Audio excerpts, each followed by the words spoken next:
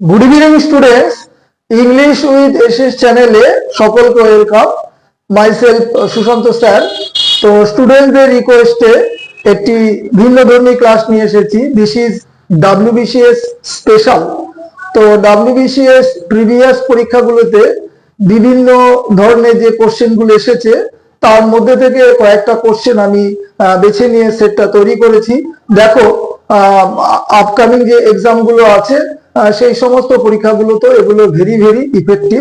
চলো ক্লাস শুরু করি। Number 1, I have done my duty. আমি আমার কর্তব্যটি করেছি।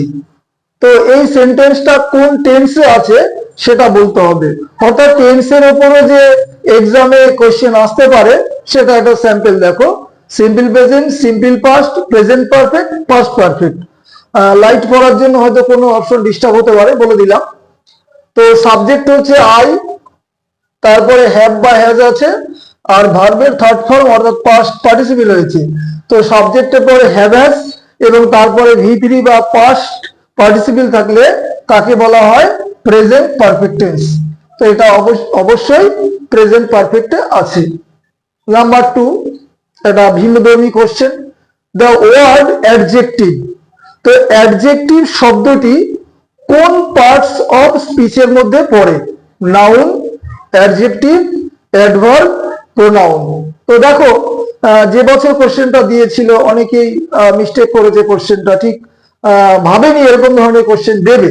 তো অ্যাডজেক্টিভ তো একটি ওয়ার্ড, তার মানে অ্যাডজেক্টিভ একটা শব্দের নাম। তাহলে নামবাচক পদ, ছোটবেলায় কি শিখেছি? নামবাচক পদকে কি বলা হয়? অবশ্যই নাউন বলা হয়।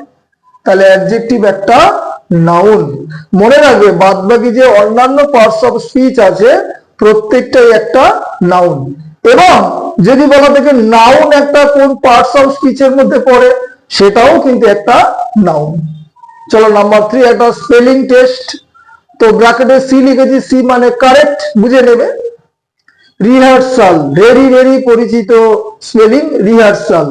এইভাবে তোমরা বানানটা করো, রি হিয়ার সাল, পুনরায় শ্রবণ করা। তাহলে রি বলতে পুনরায়, দেখো রি। হিয়ার স্পেলিং কি? HEAR। দেখো আর এর পর HEAR আরো মনে হয় এক জায়গায় আছে, এখানে আছে, কিন্তু তারপরে গন্ডগোল, SAL হবে, ওখানে দেখো SEL আছে। তাহলে আনসার হবে দ্বিতীয়টা, REHEARSAL, রি হিয়ার সাল, অর্থাৎ রিহার্সাল। নাম্বার 4, একটা সিনোনিম দিয়েছি, ফিলান্থ্রপিস্ট। ফিলান্থ্রপিস্ট মিনস, ফিলান্থ্রপিস্ট মানে কি? বিশ্বপ্রেমিক, মানব মিত্র, মানব প্রেমিক, যাই বলো। আনসার আসবে হিউম্যানিটেরিয়ান। বাদবাকি গুলো কোনোটাই আসবে না, হিউম্যানিটেরিয়ান। নাম্বার 5, ফরগো। এই ফরগো শব্দটির অ্যান্টোনিম মানে বিপরীত শব্দ। ফরগো মিন্স কোনো কিছু ত্যাগ করা বা ছেড়ে দেওয়া, ত্যাগ করা বা ছেড়ে দেওয়া। তাহলে তার অ্যান্টোনিম দেখো কোনটা? Claim, despise, undergo, remember. দাবি করা, ঘৃণা করা, সহ্য করা, স্মরণ করা। তাহলে আমি যদি কোনো কিছু ছেড়ে দিই বা ত্যাগ করি, তার উল্টোটা অবশ্যই হবে ক্লেইম করা, মানে দাবি করা। তো আনসার হবে claim. Number 6, atrocity. Atrocity means, অর্থাৎ এটা একটা সিনোনিম। অ্যাট্রোসিটি শব্দটির অর্থ কি? অ্যাট্রোসিটি শব্দটির অর্থ নৃশংসতা, নির্মমতা। তাহলে নৃশংসতা বা নির্মমতা যাই বলি, পিটি, ক্রুয়েলটি, ফ্রেন্ডশিপ, সলিটারি। তো পিটি মানে করুণা বা দয়া, আনসার আসবে ক্রুয়েলটি, নিষ্ঠুরতা, নির্মমতা। বাদবাকি দুটো তোমরা জানো, ফ্রেন্ডশিপ বা সলিটারি বন্ধুত্ব, আর সলিটারি মানে হচ্ছে নিঃসঙ্গতা। Number 7, last question, do or die. বাক্যটা ভালো করে পড়বে, হয় করো না হলে মরো। অ্যাকচুয়ালি এরকম, you do or you will die. তাহলে লজিকটা কি? And, but, so. তিনটে মনে রাখো, এন্ড, বাট, সো। এই তিনটে যে কনজাংশন, আরো অসংখ্য কনজাংশন আছে, কনজাংশনের উপর বেসিক ক্লাস, এগুলো ডিটেলস বোঝাবো। সিম্পল তিনটে কনজাংশন দেখো, এন্ড, বাট, সো।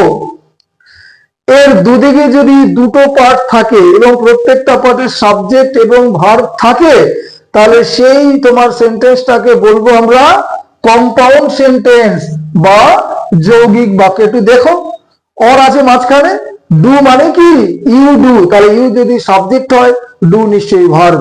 ডাই মানে কি মারা যাও, অর্থাৎ তুমি মারা যাবে বা তুমি মারা যাও, এখানেও কিন্তু ডাইয়ের আগে ইউ সাবজেক্ট উজ্জ আছে, এখানেও ডু এর আগে সাবজেক্ট ইউ ডিসগাইজড বা উজ্জ আছে। তাহলে অরের দুদিকে যে দুটো পার্ট আছে, সাবজেক্ট ভার্ব আছে, এই কারণে এটাকে আমরা বলবো কম্পাউন্ড সেন্টেন্স বা যৌগিক বাক্য। এই হচ্ছে 7টা কোশ্চেনের উপর WBCS স্পেশাল ক্লাস দিলাম। পরবর্তী ক্লাস অবশ্যই বেসিক ইংলিশ হবে আগামী দিনে।